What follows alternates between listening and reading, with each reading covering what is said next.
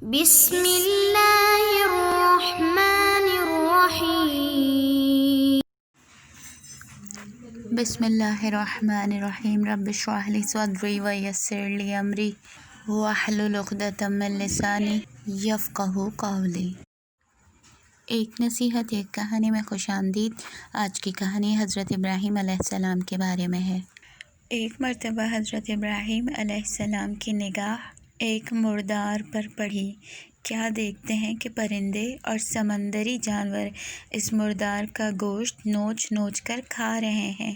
زیادہ دیر نہیں گزری تھی کہ حیوانات اس مردار کا گوشت ہڑپ کر گئے. جب جناب ابراہیم علیہ السلام نے یہ ماجرا دیکھا تو فوراً غور و فکر کیے اور غور و فکر میں ہی ڈوب گئے کہ اس مردہ حیوان کا گوشت پوست کئی ایک دریائی صحرائی حیوانات کے بدن کا جز بن چکا ہے. تو اب روز قیامت اس کے بدن کے ٹکڑے کیسے ایک دوسرے کے ساتھ اکٹھے ہوں گے اور یہ مردہ حیوان کیسے زندہ ہوگا؟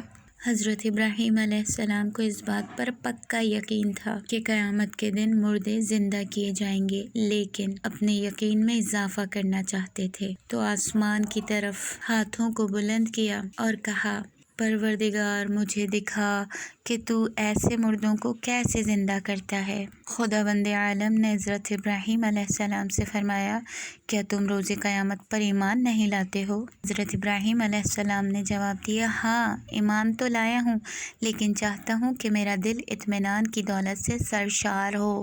پھر اللہ تعالیٰ نے ابراہیم علیہ السلام سے فرمایا، 4 پرندے لو، انہیں ذبح کرو، اس کے بعد ان کے گوشت کو کوٹ کر ایک دوسرے میں مخلوط کرو اور اس گوشت کے کئی حصے بنا کر علیحدہ علیحدہ پہاڑ کی چوٹی پر رکھ دو اور اس کے بعد ایک جگہ بیٹھ جاؤ اور ان میں سے ہر ایک کو اللہ کے اذن سے اپنی طرف بلاؤ. حضرت ابراہیم علیہ السلام نے 4 پرندے پکڑے. بعض روایات میں ان کے نام مرغ، کوّا، مور اور مرغابی کے ہیں.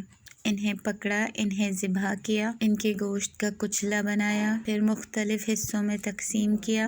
اس کے بعد الگ الگ پہاڑ کی چوٹی پر رکھ دیا. پھر ان میں سے ہر ایک پرندے کی چونچ حضرت ابراہیم علیہ السلام کے ہاتھ میں تھی اور وہ تھوڑی دور جا کر بیٹھ گئے اور آواز دی، اے پرندوں، اذن خدا سے زندہ ہو کر پرواز کرتے ہوئے میرے پاس آ جاؤ.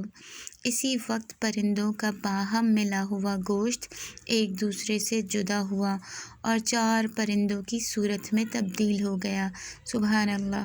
ان کے اندر روح پھونکی گئی اور وہ پرواز کرتے ہوئے حضرت ابراہیم علیہ السلام کے پاس آئے اور وہاں پر موجود دانہ اور پانی کھایا اور کہا، اے پیغمبر خدا، اللہ تعالیٰ آپ کو زندہ رکھے کہ آپ نے ہمیں زندہ کیا ہے. حضرت ابراہیم علیہ السلام نے فرمایا، یقیناً اللہ تعالیٰ زندہ کرتا ہے اور مارتا ہے اور وہی ہر چیز پر قدرت رکھتا ہے.